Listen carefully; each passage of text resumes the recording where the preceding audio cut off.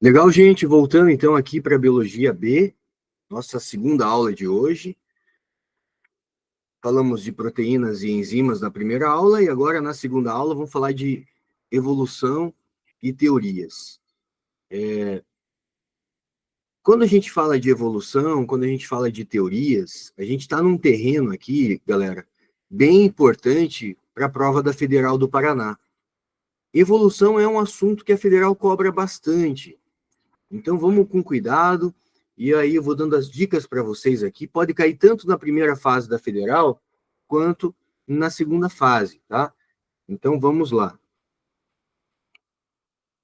Na aula passada, eu falei para vocês de origem da vida, e a gente falou das hipóteses para a origem da vida, e eu gostaria de começar essa aula hoje falando um pouquinho da Lynn Margulis. A Lynn Margulis, gente, uma cientista importante, né? A gente fala muito de homens cientistas, né? Mendel, aí, né? Como um gênio da biologia, Darwin, mas a gente tem mulheres importantes aqui na biologia, como a Lynn Margulis, né? Já falecida Lynn Margulis. Ela publicou alguns trabalhos importantes, como o Planeta Simbiótico.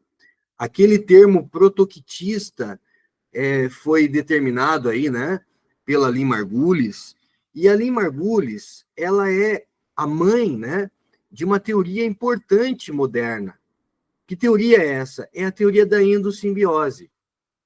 O que significa endo? Endo significa dentro. Sim, significa juntos. Bio é vida. Biose, então, significa viver. Então, o que é endossimbiose? É viver, né? Sim, é juntos, dentro da célula.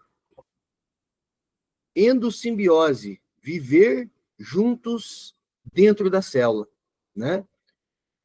O que diz a teoria da endossimbiose? A teoria da endossimbiose diz que os seres vivos não ocuparam o mundo pela força, mas por cooperação. Aqui, galera, você tem a origem, né, de um eucarionte fotossintetizante. Aqui você tem a origem de um eucarionte aeróbio, né? Faltou um A aqui. De um eucarionte aeróbio. Como surgiu uma célula eucarionte fotossintetizante? Essa célula fagocitou uma bactéria, que hoje nós chamamos de cloroplasto, e aí possibilitou que uma célula eucarionte fizesse fotossíntese. Você vai dizer, mas a fagocitose não envolve fazer a digestão desse cloroplasto? Por algum motivo não aconteceu, gente. Por algum motivo é como se essa bactéria, que hoje nós chamamos de cloroplasto, ela olhasse para a célula eucariótica e falasse, calma, não faça a minha digestão, eu posso ser útil para você aqui dentro, né? A mesma coisa aconteceu com a mitocôndria. A mitocôndria também foi fagocitada por uma célula eucariótica primitiva. E por algum motivo essa mitocôndria ela não foi digerida. É como se ela olhasse para a célula eucariótica primitiva e falasse, não faça a minha digestão, eu posso ser útil aqui dentro, né? E uma curiosidade, gente, uma célula muscular do seu corpo pode ter de 5.000 a 10.000 mitocôndrias.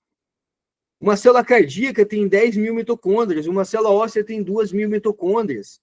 Então, veja, a gente não tem só meia dúzia de mitocôndrias dentro das nossas células, a gente tem muitas, milhares de mitocôndrias, né? Então, essa é a famosa teoria da endossimbiose, proposta por Lynn Margulis. Essa teoria, gente, ela está muito bem desenhada, por quê? Porque tanto bactérias, né? Vamos colocar assim, moneras. Quando você olha para bactérias, você tem ribossomo 70S, você encontra DNA circular e você encontra ribossomo, já coloquei lá, né? Ribossomo 70S. Quando você olha para o cloroplasto, e quando você olha para a mitocôndria, gente, qual é o tamanho de uma bactéria? A bactéria tem em torno de 1.000 a 2.000 nanômetros. Qual é o tamanho de uma mitocôndria de um cloroplasto? Em torno de 1.500 nanômetros. Então, observe que mitocôndria tem tamanho, tem volume bacteriano. A mitocôndria tem DNA próprio. A mitocôndria tem esse DNA circular. A mitocôndria tem ribossomo 70S. Tudo isso é evidência de que mitocôndrias e cloroplastos são bactérias que hoje vivem em simbiose com células eucarióticas, né? E quem observou isso foi Ali Margulis. A gente começa a parte de evolução de hoje falando das evidências da evolução. A evidência da evolução que foi mais estudada por Darwin foram os fósseis. Darwin estudou fósseis, Giovanni? Sim. Darwin estuda fósseis durante, né, a sua vida. O que é um fóssil?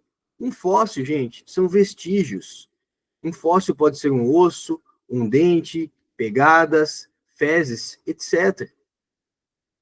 Um fóssil pode ser fezes. A gente chama isso de coprólito, né?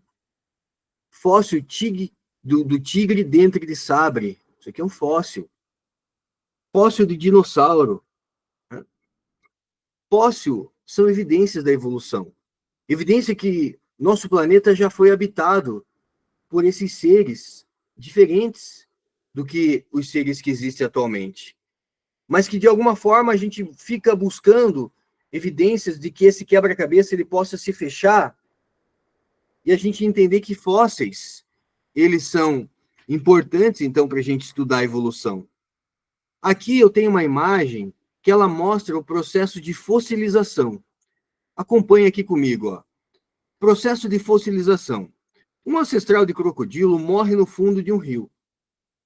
Essa é a imagem 1 aqui. Com o tempo, sedimentos cobrem o seu corpo. Essa imagem daqui vem para cá, né? Com o tempo, os sedimentos cobrem o seu corpo. Milhões de anos depois, os sedimentos se tornam uma rocha sedimentar. E o que resta do crocodilo forma um fóssil.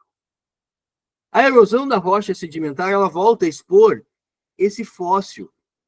Então, veja, para formar um fóssil não é tão simples.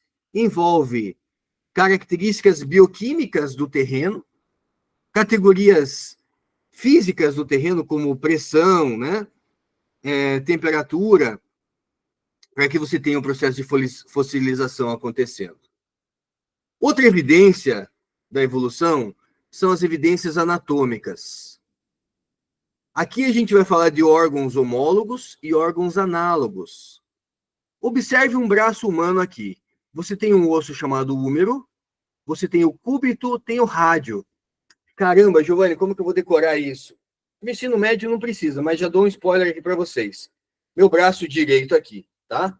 Minha mão direita está aqui. Tá vendo o polegar? Imagine que o polegar é a antena do rádio. Então você tem aqui o cúbito e o rádio. O rádio tem que ser o osso de cima.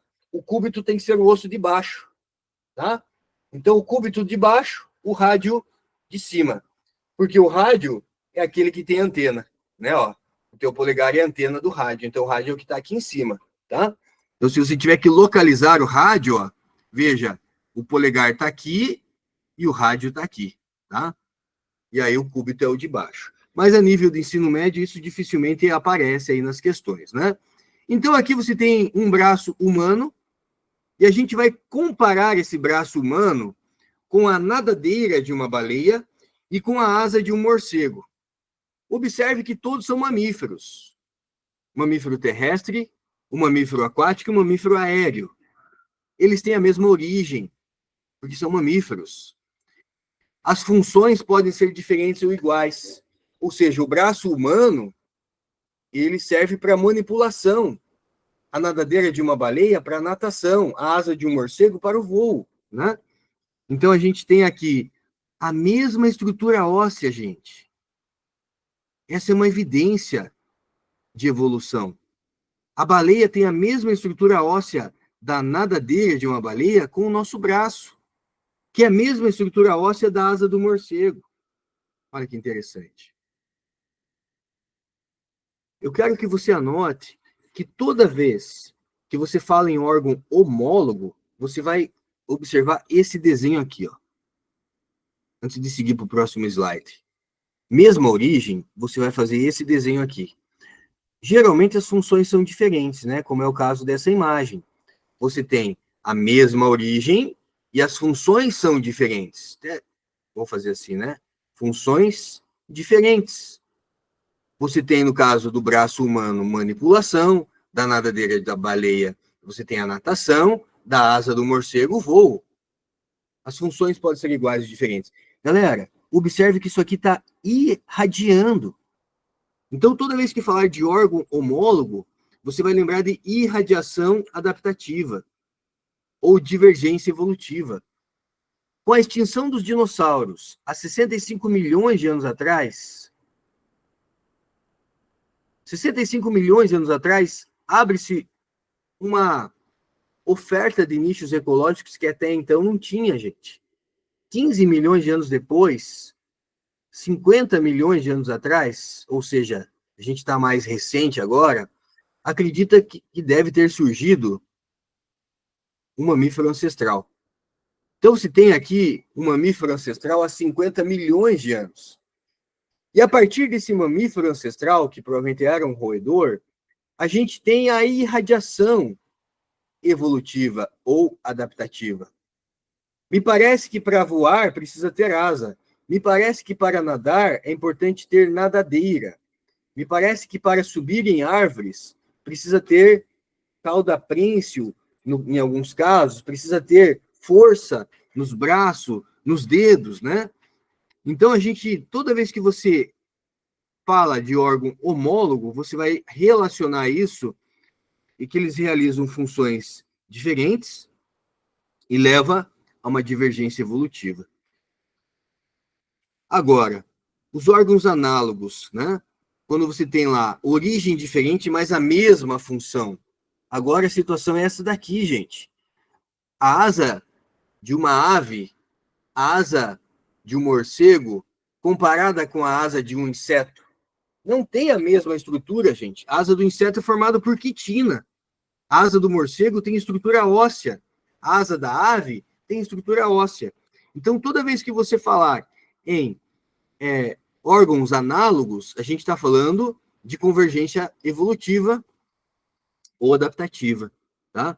Eu tenho ali um golfinho, um réptil fóssil, que não existe mais, né? Mas é um réptil fóssil, e o tubarão.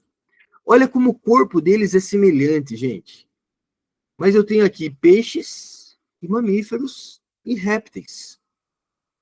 Me parece que para viver na água é importante ter um corpo desse tipo aqui. É importante ter nadadeira e não braços, né? É importante ter brânquias e não pulmões. Então, isso está associado a uma convergência adaptativa. Quando realizam a mesma função, né? Mas estão associados a essa convergência evolutiva. Ou seja, está aqui, né? Origem diferentes, mas com a mesma função. Órgãos homólogos, convergência adaptativa. Órgãos análogos, convergência... órgãos homólogos, irradiação adaptativa. Órgãos análogos, convergência evolutiva ou convergência adaptativa.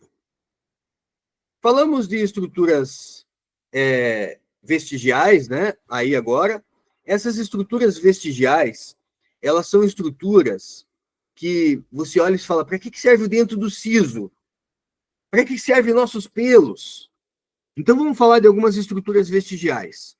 Se você comparar o seco, fizer a comparação de secos e dos apêndices vermiformes do coelho da espécie humana, olha só, o nosso apêndice vermiforme ele é bem curtinho comparado com um animal como o coelho, que é um animal herbívoro, né?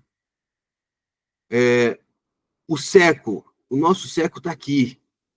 Né? Quando você compara com o seco de um coelho que é bem maior. Então, olha só, o seco do coelho é muito grande, enquanto que o nosso seco, que é onde chega o intestino delgado, ele é mais curtinho. O que são estruturas vestigiais?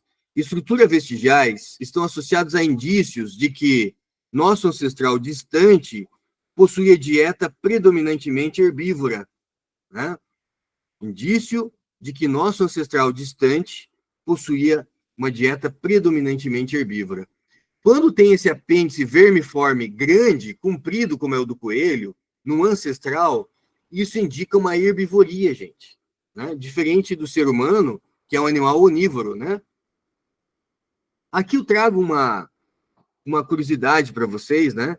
Você já viu que a orelha de alguns animais ela é pontiaguda desse jeito? Isso aqui, galera, é chamado de tubérculo de Darwin. Nós temos vestígios do tubérculo de Darwin. Se você passar a mão aqui na tua orelha, né, mais ou menos nessa curvinha, você vai ver que tem uma saliência ali.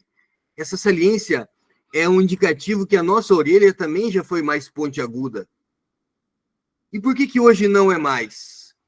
Funções nos humanos. Nos humanos, a função subdesenvolvida ou nada desenvolvida. Por quê?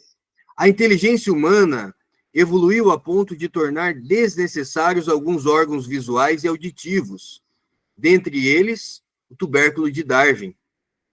Já em outros animais, você já viu que cachorro fica mexendo a orelha?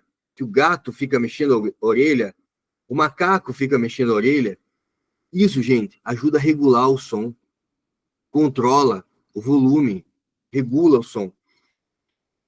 No nosso caso, como nós tivemos outras funções bem desenvolvidas, essa nos pareceu não ser uma estrutura necessária, né? Então, a gente tem um processo de atrofia, famoso tubérculo de Darwin. Ainda nessa pegada de estruturas vestigiais, você tem aqui o embrião humano. Todos os humanos desenvolvem uma cauda por breve período de tempo, que depois desaparece, né? Ó. Essa é uma estrutura vestigial que serviu como cauda nos nossos ancestrais. Observe esses 4 embriões, gente. Esses 4 embriões têm brânquias. Esses 4 embriões têm cauda, mas eles são distintos. Embrião de réptil, de ave, de porco e do ser humano. O que significa o nosso embrião ser tão semelhante ao embrião de um porco, de uma ave e de um réptil? Eu não estou dizendo para vocês que nós viemos do porco, que nós viemos da ave, que nós viemos do réptil. Isso é um indício de grau de parentesco, gente. Isso é um indício de que existe algum grau de parentesco entre esses animais, esses seres. Um parentesco mais distante, mas é um grau de parentesco, né? E a gente termina a parte das evidências falando de evidências moleculares.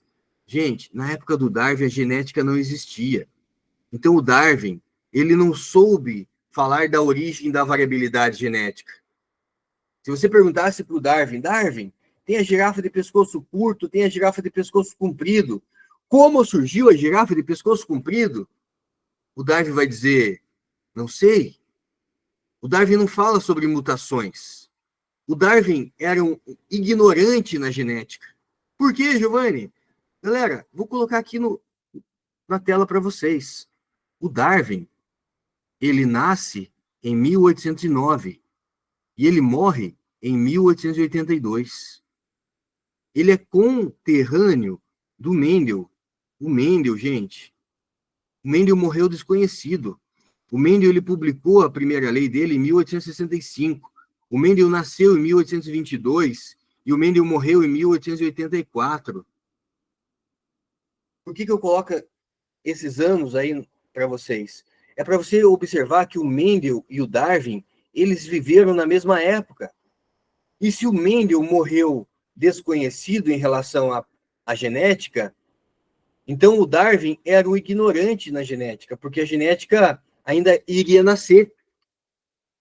Então o Darwin estuda fóssil, estuda estruturas anatômicas, estuda a parte vestigial, mas o Darwin não estuda evidências mais modernas.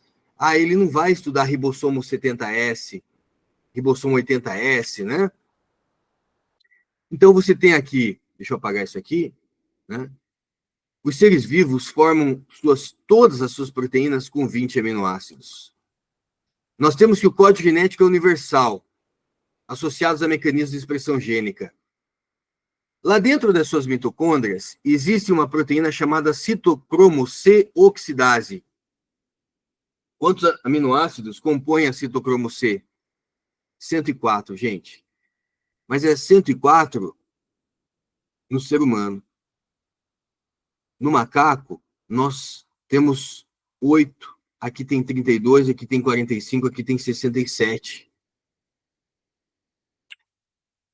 E em relação a evidências moleculares, se a gente comparar agora o DNA, o nosso DNA, ele tem 98% de igualdade com os chimpanzés. O chimpanzé é o primata, né? É o animal mais próximo do ser humano em comparação molecular. O gibão, que também é um macaco, 95%. Homem. E o lêmure, 58%. Agora, 3 e 7, eu vou tocar mais um pouquinho aqui com vocês, dando introdução à evolução lamarquista, né? Mas antes de chegar na evolução lamarquista, quando a gente fala de evolução, gente, nós temos que ter cuidado, né? Porque eu não posso chegar aqui e simplesmente ir jogando conteúdo em vocês. Cada um de vocês tem crenças, cada um de vocês tem a sua linha de pensamento e isso precisa ser respeitado. Mas o ponto de vista que eu vou compartilhar com vocês agora é o ponto de vista da evolução lamarquista, evolução darwinista, como isso é cobrado em vestibulares e Enem. Então, por mais que às vezes eu me empolgue aqui falando, o que eu quero que vocês observem que é assim que a evolução é cobrada no vestibular e Enem. Dentro do assunto evolução, nós temos uma linha de pensamento fixista. O que diz o fixista? O fixista diz que Deus criou, Deus cria. E as espécies, eu vou abreviar a espécie como SP, são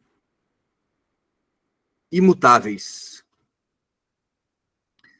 De acordo com o fixismo, Deus criou e as espécies não evoluem, as espécies são imutáveis, elas não sofrem mutação.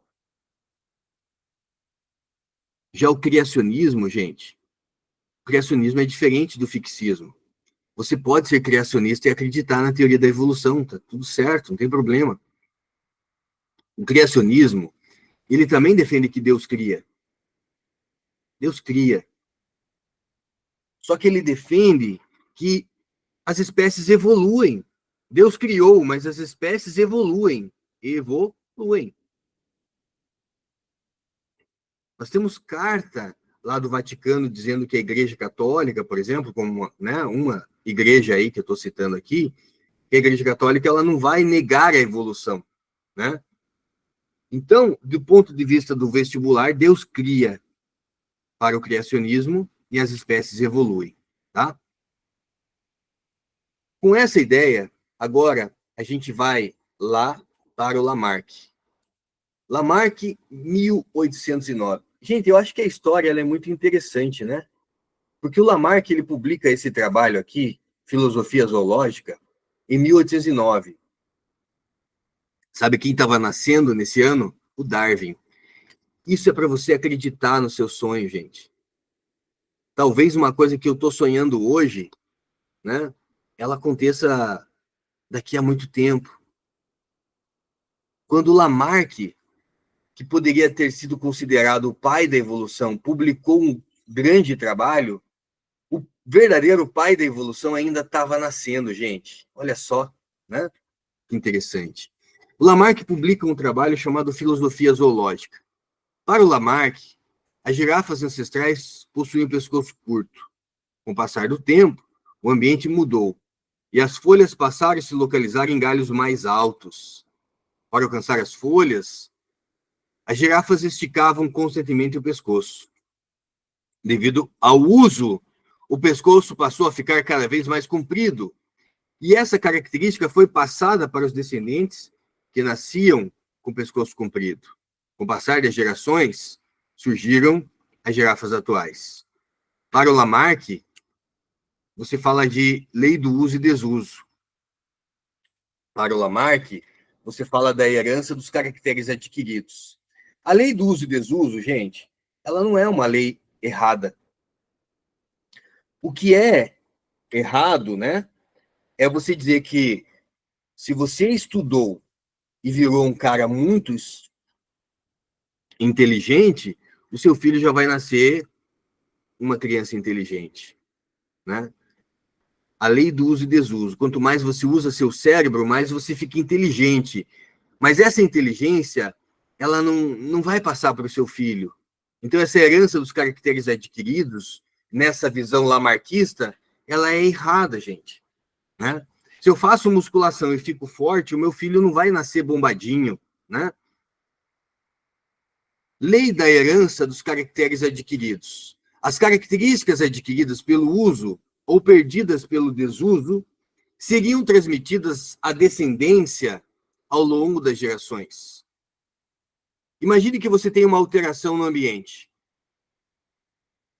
e você tem uma necessidade de adaptação. Sei lá, pode ser um calor, pode ser um período de chuva intensa. Se você tem o uso, essa estrutura mais exigida, ela desenvolve, e essa característica, de acordo com Lamarck, ela seria transmitida aos descendentes. Se você não usa, essa estrutura é menos desenvolvida, e se tratando de músculo, pode atrofiar, é a característica transmitida aos descendentes. Mas quais foram os erros de Lamarck? Hoje sabemos que somente modificações a nível de gametas são transmitidas aos descendentes. Gente, se eu sofro uma mutação nas células da minha pele, essa mutação é só minha, eu não vou passar para um filho meu. Agora, se acontece mutação a nível de espermatozoide, de célula germinativa, aí isso pode ser passado adiante. Dessa maneira, características adquiridas ou perdidas durante a vida de um organismo não são transmitidos à descendência. Se a teoria fosse verdadeira, a gente teria isso aqui, né? A criança já nasce fazendo flexão ali só com uma mão, né? Mas eu quero trazer vocês para um raciocínio agora importante.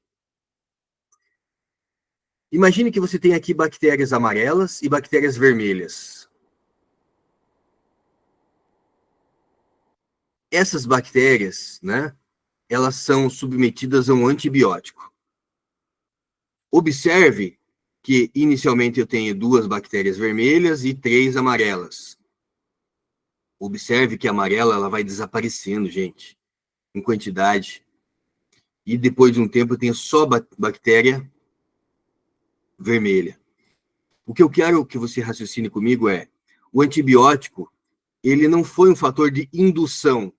A bactéria não se torna resistente pelo uso de antibiótico. O antibiótico, ele é um fator de seleção natural. Quando você aplicou o antibiótico e matou as bactérias mais suscetíveis, você sarou de uma doença que você estava. E essas bactérias, então, são menos resistentes. E aí, quem sobra? Quem está mais adaptado. Nesse mesmo raciocínio, a gente tem aqui implicações da seleção natural e da seleção artificial. Resistência de bactérias a antibióticos. Antes da seleção, você tem esse quadro aqui. Após a seleção, somente bactérias vermelhas sobreviveram, me mostrando que o nível de resistência ao antibiótico é maior. Eu quero te mostrar e ajudar você a fazer a leitura dessa placa. No laboratório de biologia, de física, de química, é comum você encontrar essas placas, chamada placa de Petri. Aqui, gente, você tem o agar. O que é o agar, Giovanni? O agar é a caminha onde a gente vai cultivar a bactéria. E aqui você tem 4 contaminações bacterianas. 4 contaminações bacterianas. E o antibiótico que nós temos, ele foi aplicado aqui. Observe que aqui você tem um halo escuro. Escreve assim, tá? Halo escuro. Gente, quanto maior for esse halo escuro, maior é a resistência bacteriana, né? Ou seja, você vai ter aqui, né? Deixa eu fazer uma regrinha aqui para você, né? Então, aqui você está vendo que eu apliquei o antibiótico, vamos chamar aqui de 1, 2, 3 e 4. Quando um cientista ele quer testar um antibiótico, ele vai ver, quanto maior for o halo escuro, menos a bactéria cresceu aqui. Tá? Vou repetir. Qual o antibiótico para essa bactéria aqui? Então, temos aqui uma cultura bacteriana aqui.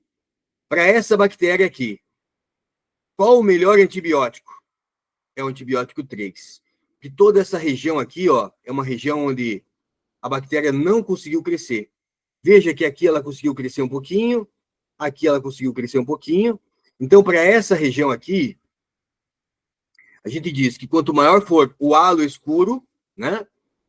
Quanto maior for o halo escuro, maior a eficácia do antibiótico.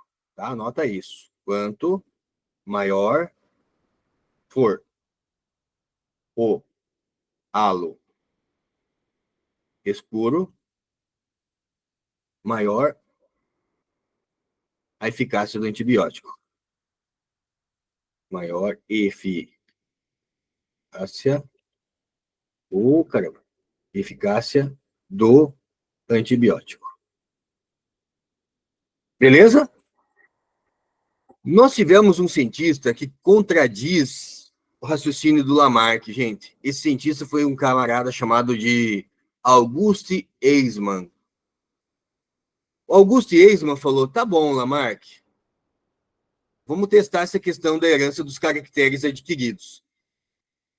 O Eismann, gente, ele vai cortar o rabo de um casal de ratinho durante 22 gerações. Sabe o que é isso? E ele observava que os progenitores sem cauda, que os filhos nasciam com cauda. Ou seja, nem para salvar a vida, né? Aqui a gente vai ter a ideia do Lamarck, de acordo com o Eismann, vai funcionar. Então, o que eu tenho que saber em relação ao Auguste Eismann? Ele vai ser um camarada que vai ser a pedra no sapato do Lamarck. Ele vai incomodar os estudos do Lamarck. Agora, gente, eu não vou falar de Darwin hoje, eu vou parar por aqui, né, falando de epigenética. A gente consegue ressuscitar o Lamarck. Como assim, Giovanni? De 2004 para cá, a gente fala de epigenética. A epigenética ela não é mutação. A epigenética ela está relacionada a genes ligados ou genes desligados. Como que você liga um gene? Imagine que você tem aqui um determinado DNA, né? Um determinado DNA vermelho aqui, e que numa porção desse DNA você tem aqui um grupo metil ligado. Onde tem grupo metil ligado no DNA, esse gene ele é inativo. Gene inativo. Mas o gene está lá, galera. Certinho, ele só é inativo, né? Onde não tem o metil, o gene é ativo. O que os cientistas observaram? Que características epigenéticas, elas não causam mutações, mas elas podem estar associadas a ligar ou desligar genes. Por exemplo, olha esse experimento aqui. Esquema da influência do comportamento materno na prole. Quando a prole teve um comportamento solícito da mãe, foi retirada de grupos metil do gene, ali associada à síntese de glicocorticoides, que leva ao estresse, né? Glicocorticoides exercem um feedback negativo na hipófise, impedindo a produção de CRH. Baixa de CRH, baixa de síntese de ACTH, filhos menos estressados. Agora, aqueles filhos que submeteram uma ausência ou falta de afeto da mãe vão ter o seu DNA metilado, vão ter o seu DNA ali com o grupo metil ligado, tendo pouca síntese de glicocorticoides, alta produção de CRH pela hipófise, alta de CRH, você tem filhos ou filhotes estressados, tá? Então, lembre-se, de acordo com a genética, o Lamarck estava errado, mas de acordo com a epigenética, entenda a epigenética mais ou menos assim. Vamos supor que numa determinada família, o bisavô morreu de câncer de pulmão, o avô tenha morrido de câncer de pulmão, o pai tenha morrido de câncer de pulmão. Qual é a chance do filho morrer de câncer de pulmão? É 20%. Só 20%, Giovanni? Só 20%. Você é refém da sua genética em 20%, mas você é refém da sua epigenética em 80%. Se na minha família todo mundo está morrendo de câncer de pulmão, então eu não vou fumar. Porque quando eu fumo, eu estou dando condições epigenéticas para que genes sejam metilados ou desmetilados, ou acetilados, né? Então, o Lamarck ele está errado do ponto de vista genético, mas do ponto de vista epigenético, até faz sentido, galera. Eu vou terminar com uma fala aqui, ó. Acompanhar os soldados que voltaram da guerra durante muito tempo e perceberam que esses soldados que voltaram da guerra voltaram com transtornos psicológicos, voltaram muito estressados. E esses soldados que casaram, já tinham, né, esposas e tiveram filhos, os filhos nasceram com características psicológicas desses pais. Ou seja, aquele gene que foi ligado, ele foi passado adiante. Aquele gene que foi desligado, ele foi passado adiante. Então, a nível genético, Lamarck estava errado. Mas a nível epigenético, Lamarck, ele acerta, gente. E por isso que a gente diz que a epigenética ressuscita o Lamarck, né? Aqui uma imagem simples para a gente entender a ação da epigenética, né? Do lado direito, a gente tem uma pessoa saudável, que pratica atividade física. Uma criança saudável torna-se um adulto saudável.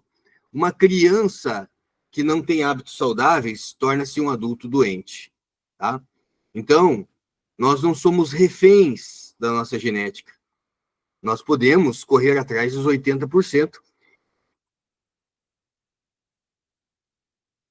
Vou parar por aqui, deixo o darwinismo para a semana que vem, tá, gente? Avançamos bem aí, mas só para a gente poder trabalhar a biologia 3, eu vou parar essa biologia agora aqui e a gente vai fazer um intervalinho.